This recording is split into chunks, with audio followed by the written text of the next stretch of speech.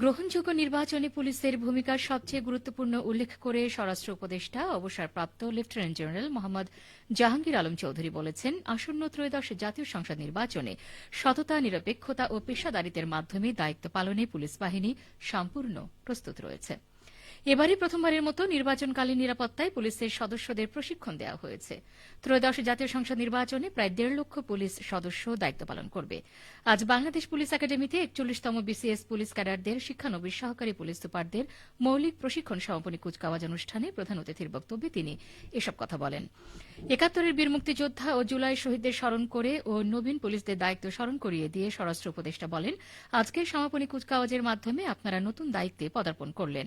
আপনাদের এই প্রশিক্ষণ যা রাষ্ট্র ও জনগণের জন্য অত্যন্ত গুরুত্বপূর্ণ। বাংলাদেশ পুলিশ বাহিনী শুধুমাত্র আইন প্রয়োগকারী কোন সংস্থা নয়, এটি রাষ্ট্র ও জনগণের সেবক।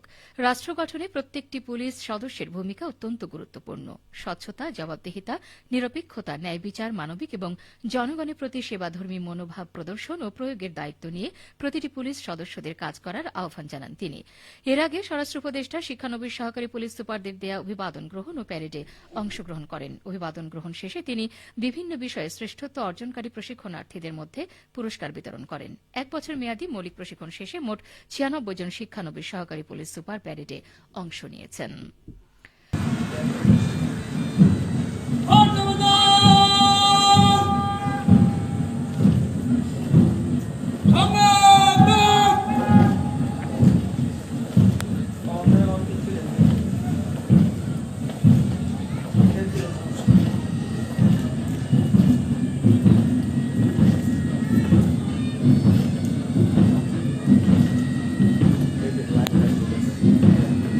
আমাকে তুমি দাঁড় করিয়ে দিয়েছ ইতিহাসের সামনে, আমার কাঁধে দিয়েছ স্টেনগান, কোমর বন্ধে কার্তুজ, আঙুল ভর্তি ট্রিগার, বারুদে বিস্ফোরণে